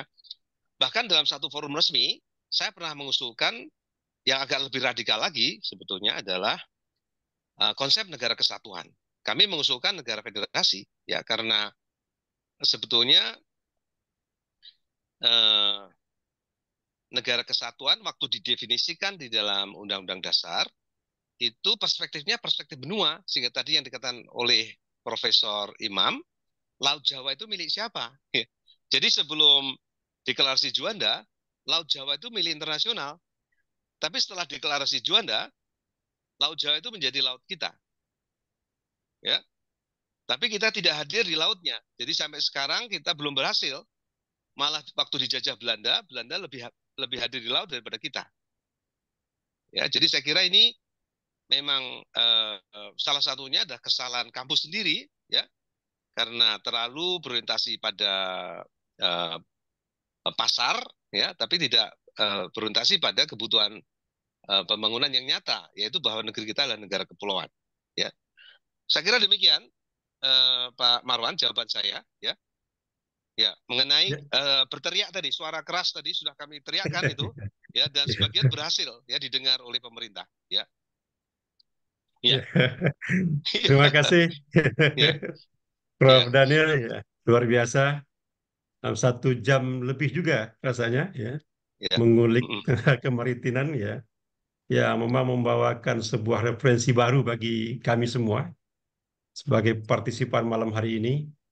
Dan tentu pada malam ini kami berterima kasih banyak juga pada teman-teman partisipan, Prof. Saudi dan Ibu Aida tadi juga sudah memberikan respon yang cukup bagus sehingga lebih dalam lagi kajian-kajian yang disampaikan oleh Prof. Daniel pada malam hari ini. Dan saya sebagai moderator tentu pada kesempatan malam hari ini mohon maaf kalau seandainya telah membawa acara kegiatan malam hari ini kurang berkenan dan kurang pas pada kita semua. Mudah-mudahan kita tetap semangat dalam kajian-kajian spesial dengan judul-judul topik yang nanti akan kita temui pada Jumat-Jumat berikutnya.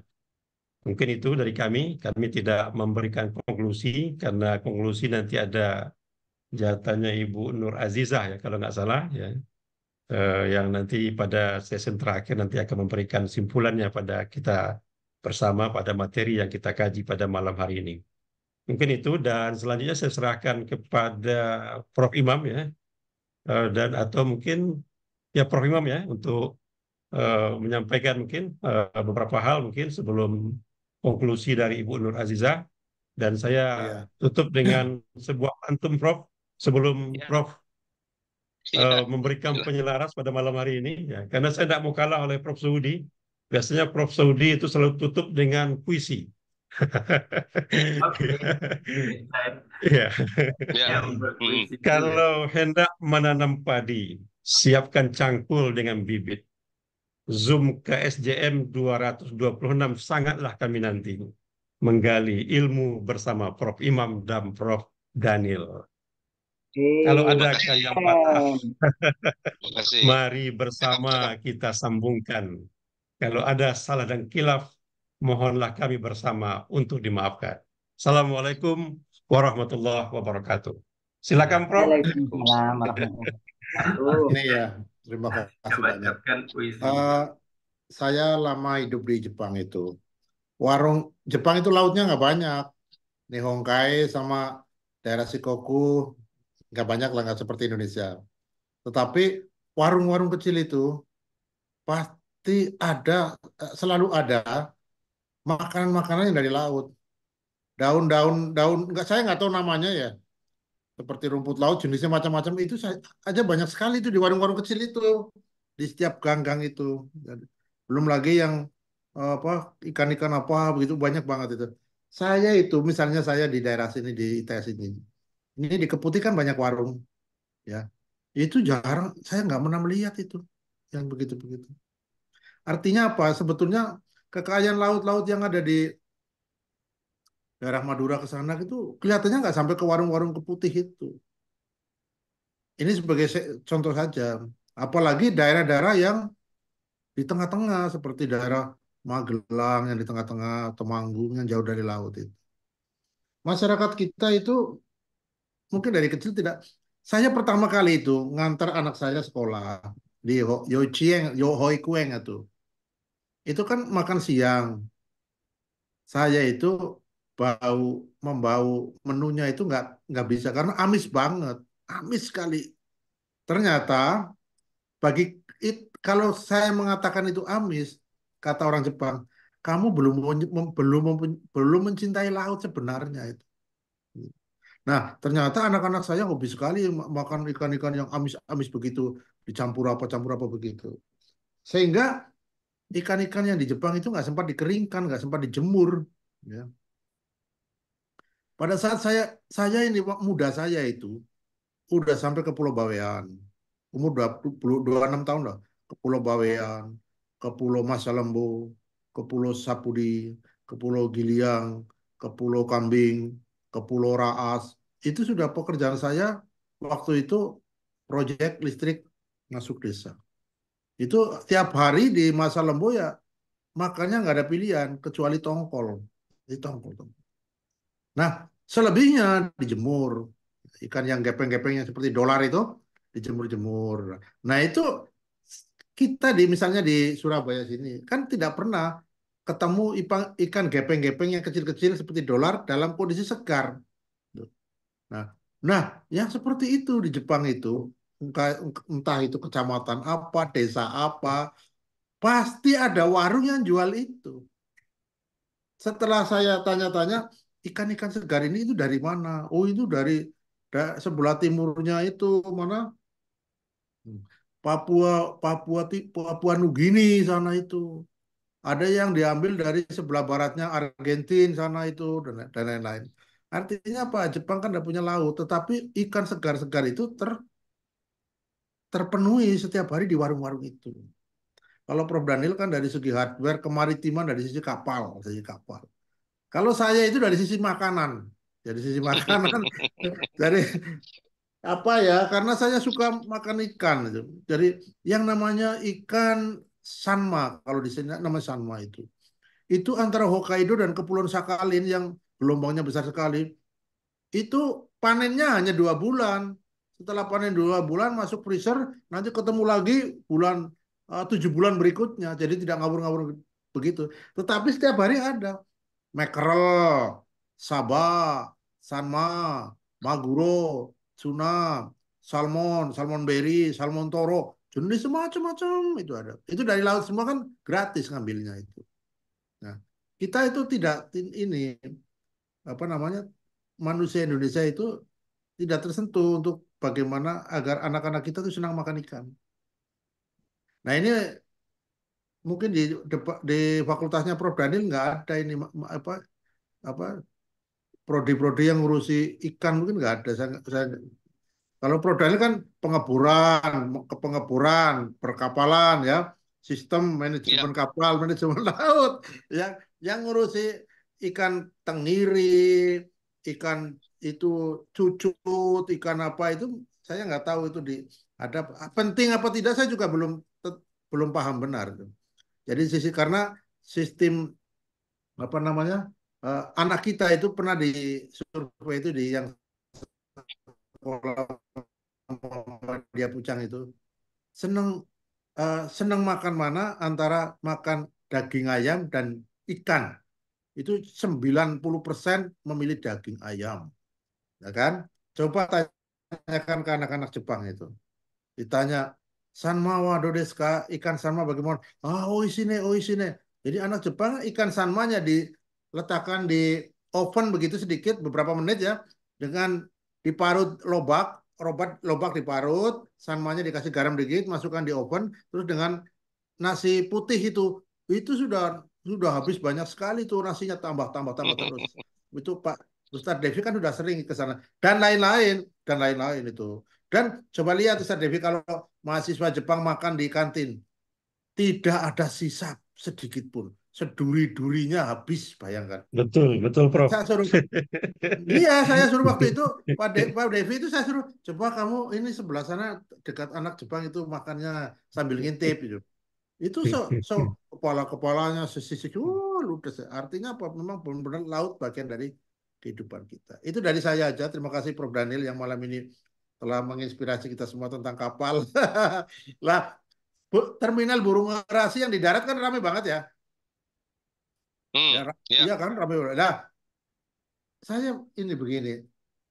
Ya suatu saat ada terminal-terminal seperti Bungurasi, tapi banyak sekali di daerah-daerah yang di tepi laut gitu, yang urusannya dengan laut. Jadi kalau ada mahasiswa saya dari Makassar, dari Bone, dari Sengkang itu pulangnya dari Makassar naik kapal, itu saya senang banget rasanya. Berarti memang kita negara-negara laut beneran. Saya rasa itu Prof. Daniel. Terima kasih.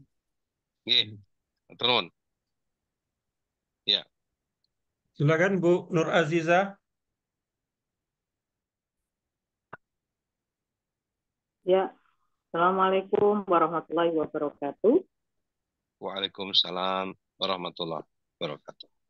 Mohon izin, ini mulai awal kita signal ya, sekali lagi sering terpental sampai izin tadi tidak terpental, sehingga saya off-kan juga untuk videonya. Hari ini, malam ini luar biasa materinya. Sebelumnya juga saya bangga sekali di KSDM ke-226 ini ya, ada Profesor Imam Robandi, mantik kita, guru besar kita yang luar biasa, santri-santrinya juga sudah banyak lintas profesi dan mungkin di seluruh Nusantara ada. Ada juga Profesor Insinyur Daniel Muhammad Rosid sebagai mengisi hari ini tentang negeri-negeri maritim penguasa lautan. Terima kasih untuk moderator tadi yang menemani Profesor Dr. Jesse Warman dari Riau. Salam kenal untuk seluruh santri IRO di KSDM ke-226 ini. Materi malam ini memang luar biasa berat, apalagi ibu-ibu tadi ya, sukanya yang lebih ringan-ringan, seberat signal di malam ini juga. Sambil mencoba membuat konklusi atau kesimpulan dari KSDM malam ini tentang kelautan dan maritim. Kalau Profesor Insinyur Muhammad Rosid tadi menerangkan bahwa kemaritiman adalah bagian dari kelautan. Indonesia, bahkan sebelum dinamakan negara Indonesia, itu dulu masih Nusantara dengan berbagai kepulauan-kepulauan dan juga kerajaan-kerajaan yang ada di Nusantara ini, yang juga ada tadi itu nenek moyang kita, yang namanya kemaritiman, gitu ya, itu bukan hanya sekedar Indonesia sebagian besar adalah laut, namun juga kehadiran kapal-kapal kita di Indonesia ini untuk ada dalam laut. Itu baru kita bisa disebut sebagai negara maritim. Nenek moyang kita berhasil hadir di laut, menguasai daerah-daerah makmur seperti waktu di adanya kerajaan Sriwijaya Maritim yang tertua, kemudian Majapahit sampai juga di Nusa Tenggara. Kemudian dengan adanya Imperium Maritim yang diawali oleh Portugis yang dari arah timur Eropa, sedangkan Spanyol ke sebelah barat Eropa yang bisa menguasai dunia. Kemudian ada juga selanjutnya selain Portugis dan Spanyol ada juga negara Belanda yang berhasil menginovasi kelembagaan lewat pembentukan pasar-pasar modal itu. Kemudian tadi juga dijelaskan bahwa motif pengembangan maritim bukan hanya permukaan air, namun juga bagaimana bisa menguasai perdagangan lewat air berupa transportasi kapal yang bisa membuat kemudahan dan murahnya perdagangan daripada perdagangan lewat jalur darat. Dilanjutkan dengan perkembangan teknologi dengan mesin uap pengganti kapal-kapal layar sehingga tidak menunggu waktu-waktu tertentu untuk melakukan perdagangan itu. Kemudian untuk di sisi politik, posisi Singapura berhasil mengambil peran dari posisinya dalam perdagangan untuk mendapatkan hasil atau keuntungan yang lebih besar. Kemudian tadi ada pertanyaan dari Profesor Susi tentang poros maritim yang telah dilakukan oleh 2 presiden itu apa, gitu ya. Dan dijawab juga oleh Profesor Daniel bahwa negara kita ini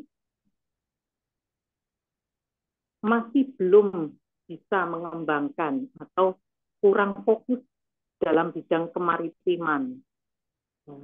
Wujud dengan belum adanya atau fokusnya pembentukan kapal-kapal, gitu ya. Karena Indonesia masih fokus kepada infrastruktur pembuatan jalan atau jembatan, tidak membuat kapal-kapal sebagai infrastrukturnya. Ibu Aida juga tadi menanyakan tentang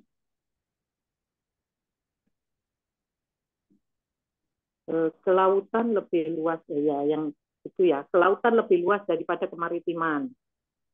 Kemudian mengapa kemaritiman kita kurang maju dan harus ditangani langsung oleh pemerintah.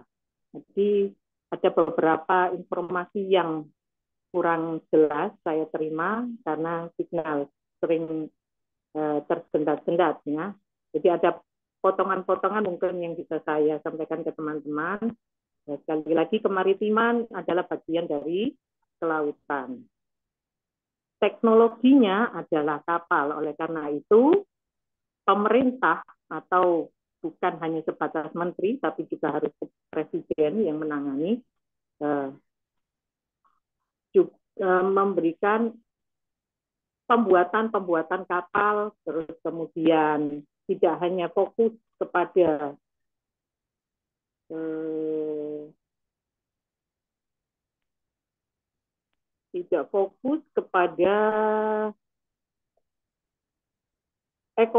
ekonomi komoditi, tapi harus melihat pada aspek jasanya. Sehingga jika kita ini atau petani itu tidak hanya memproduksi pertaniannya saja, tapi bagaimana juga melihat ke aspek jasa untuk perdagangan dan lain sebagainya. Sehingga aspeknya itu menyeluruh. Sehingga kita bisa lebih mudah, tidak mengharapkan pada ekspor-ekspor saja. Kalau dari Prof. Imam tadi menambahkan ya, kalau saya lebih suka ini, karena ibu-ibu ini juga suka masalah makanan.